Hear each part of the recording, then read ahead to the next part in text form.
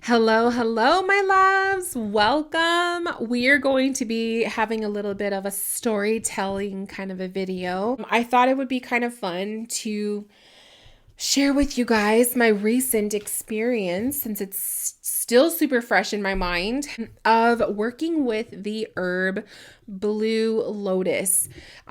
So if you're interested in listening to my story, my experience with working with the Blue Lotus, have yourself something to drink, get cozy, and let's go ahead and just dive right into this topic.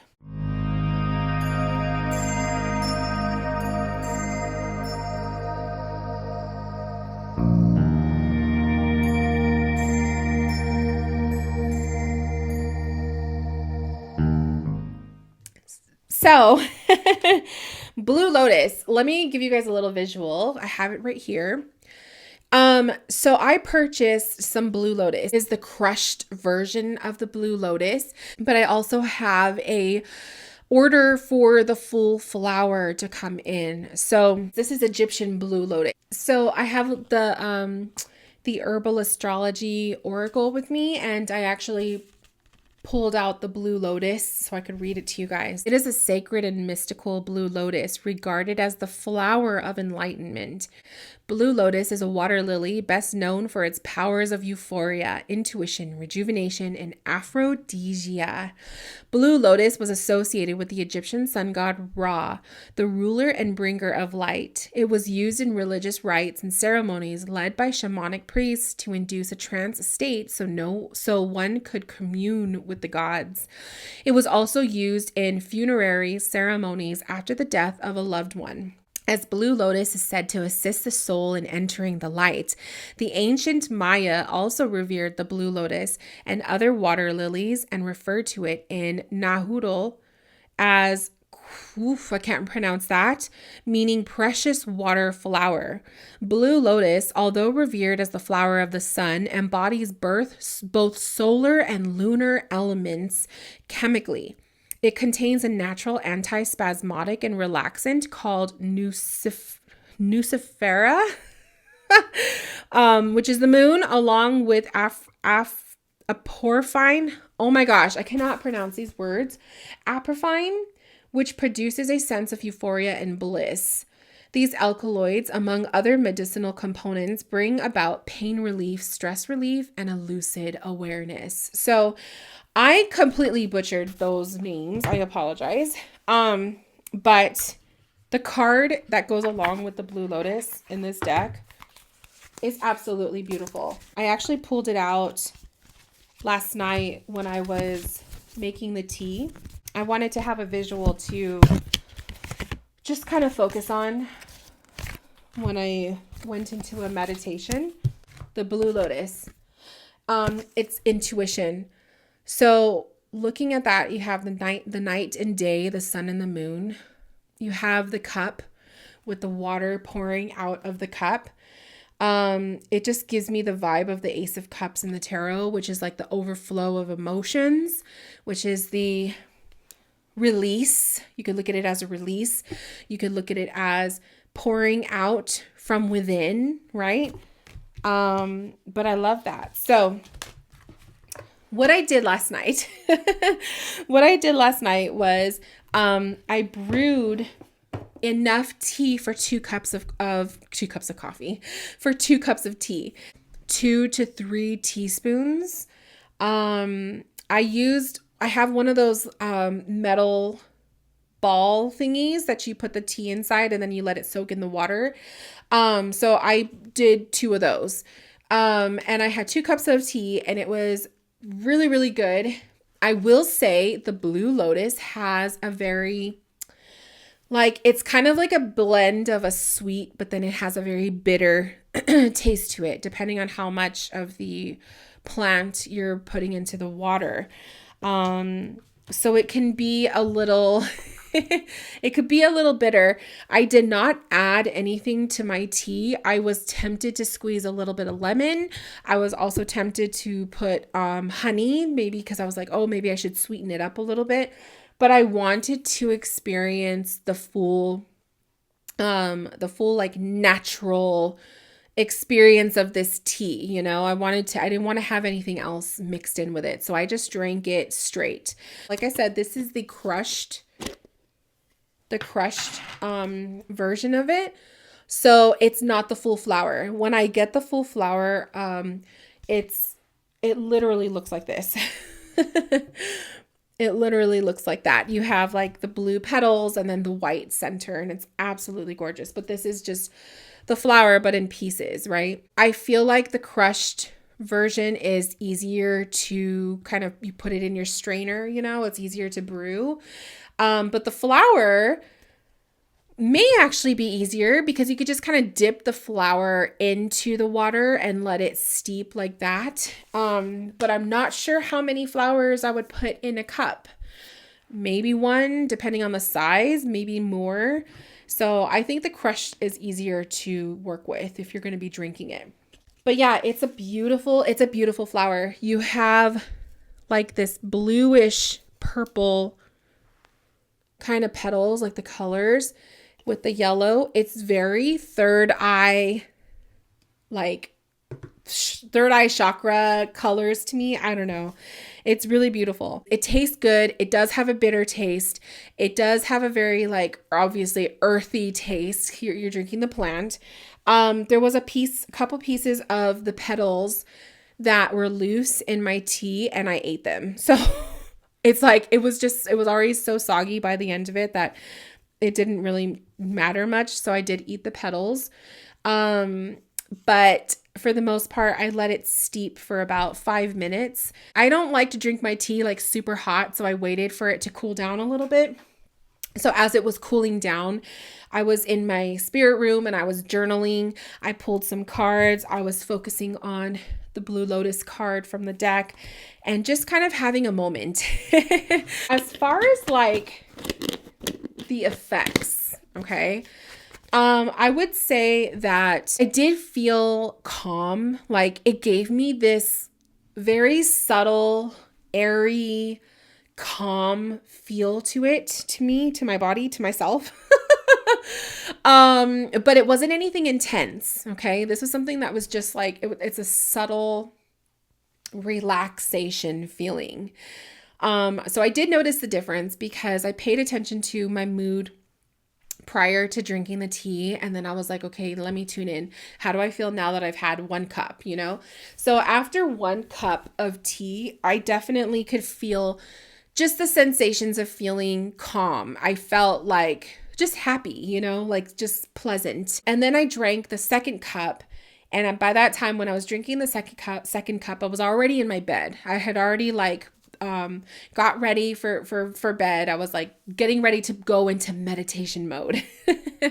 So I was super, super relaxed. And I would have to say after that 2nd cup, I definitely could feel just in not a daze, but just kind of feel if I were to sit and tune out, I would be able to tune out real quick because I was so mentally relaxed. Okay. And I just kind of had the mood lighting in my room. I had turned off all the lights except for my salt lamp. And I got underneath my covers. I was perched up on my pillows. And I just kind of laid there for a moment. And I was taking my time finding music that I wanted to meditate to. And I wasn't sure if I wanted to do a guided meditation or if I wanted to just play music and zone the fuck out. So at first I tried a guided meditation and it just didn't feel right. I was like, you know what? I think I'm so calm right now that I could probably just tune out, literally just listen to the music and zone out.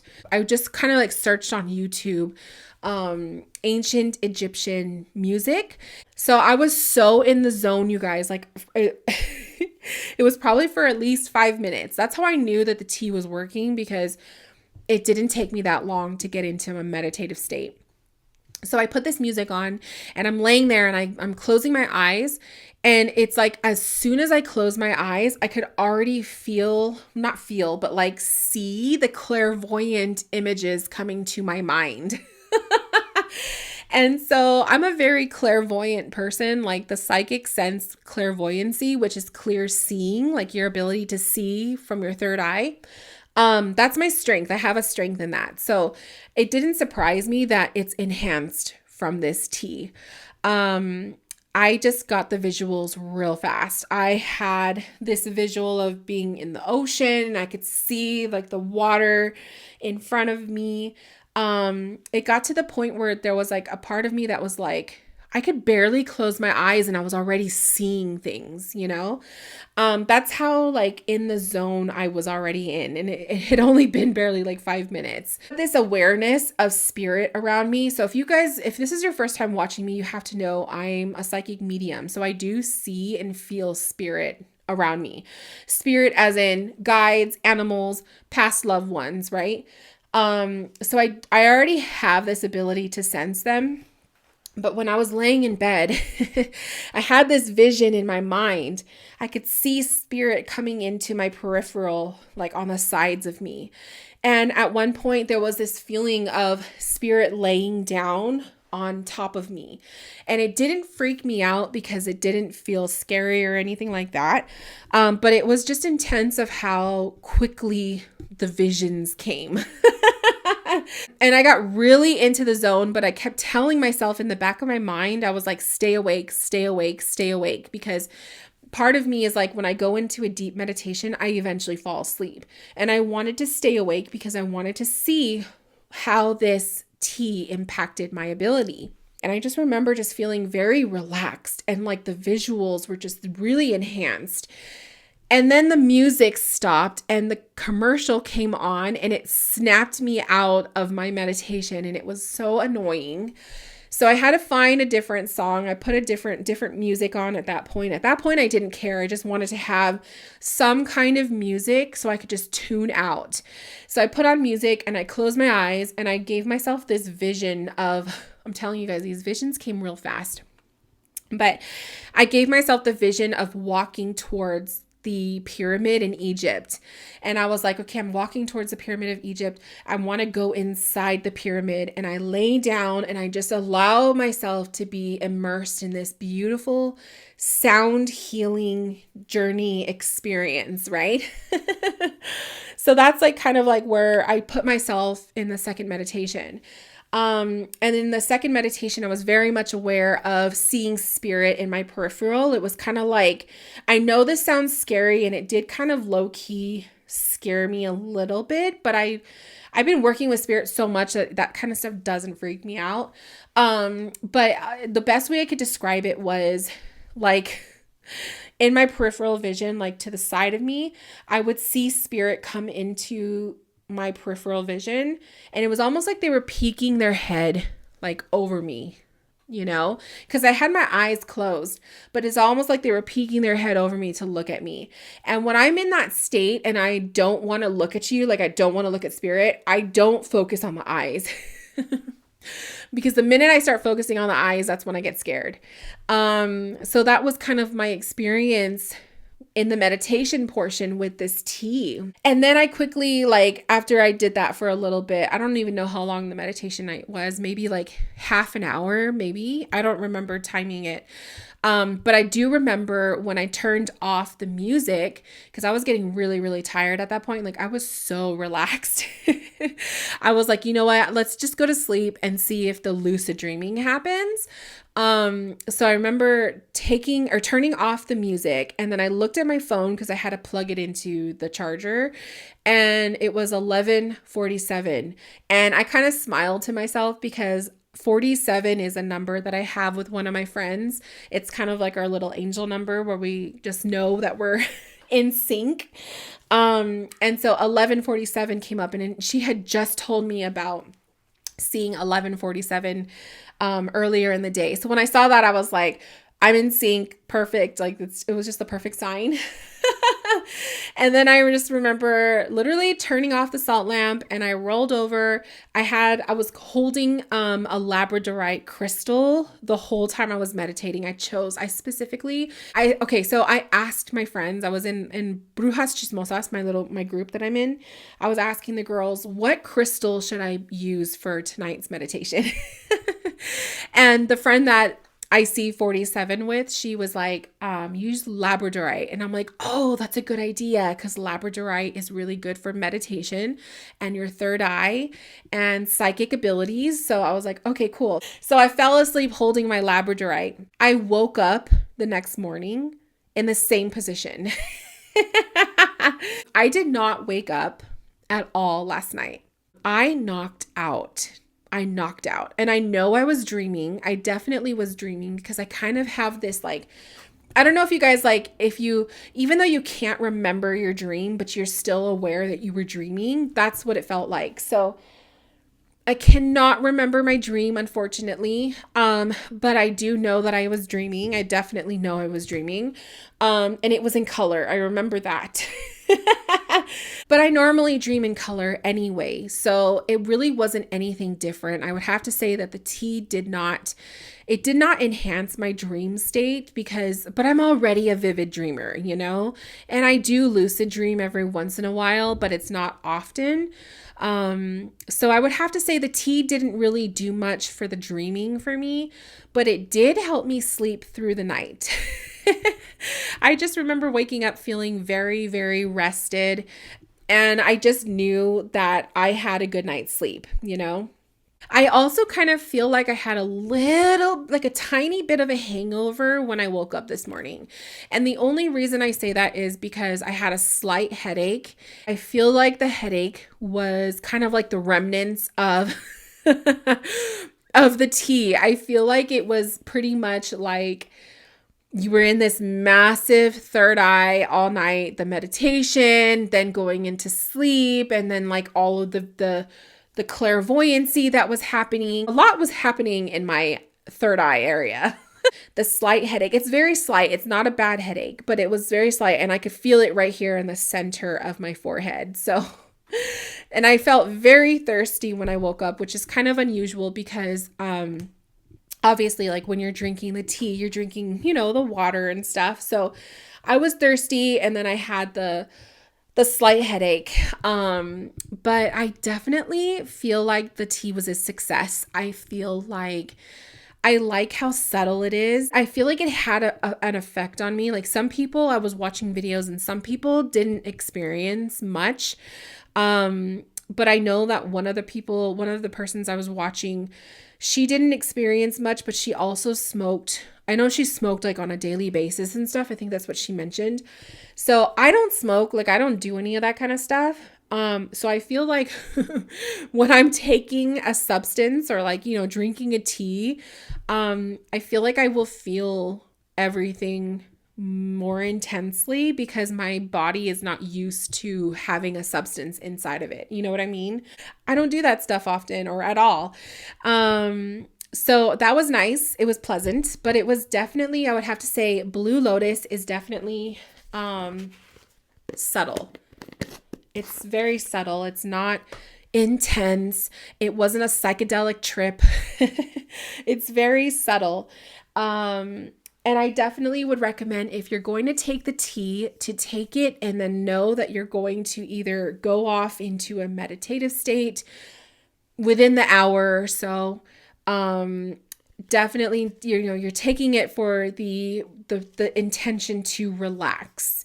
It is definitely meant to relax your mind, to relax your body, and just to give you this beautiful experience to tap into abilities that are already a part of you. This is not a tea that is going to bring out your third eye experience if you've never done it before. This tea will enhance what is already within you. I already tap into my psychic abilities on a daily basis. I have a very strong clairvoyant ability, but I definitely feel that the tea enhanced those clairvoyant abilities because 5 minutes into a meditation and I was already getting visual that's pretty good. Usually it takes me a little bit longer than that to kind of get into the zone, but this was like almost instant. So, I definitely would say it helped to enhance that ability. It was definitely worth the the experience, and I do plan to drink the Blue Lotus tea more often, especially when I want to have like a very deep spiritual connection with my higher self, or to connect with my spirit guides, or to just to dive into a meditation and enjoy a relaxing evening. But yeah, that is my Blue Lotus story. I hope you guys enjoyed that. It was definitely something new. And I want to do it again. I want to try it out with the whole flower. I cannot wait till it comes in. I did a little bit of research on it. In Egypt, in ancient Egypt, they used to steep it in their wine.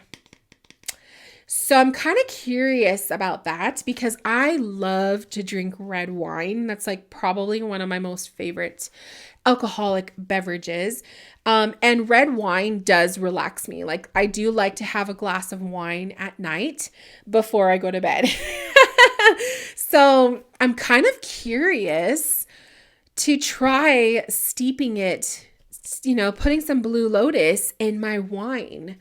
Supposedly in ancient Egypt, they would have these crazy, like psychedelic experiences from doing that. I'm sure theirs were way more intense. I'm sure that the fact that these blue lotuses would grow literally along the banks of the Blue Nile, like I'm sure it was 10 times more intense than the stuff that we're growing right now, but it's worth a shot. So definitely something that I will have to test out. Maybe I will test it out with one of my whole flowers when they arrive. And I will have to keep you guys updated. I'll have to let you guys know. We'll do a part 2 story time of that. But anyways, my loves, I just wanted to share that with you. I hope you enjoyed this story time, and I will see you guys in my next video very, very soon. I hope you're doing well, and take care. Bye, my loves.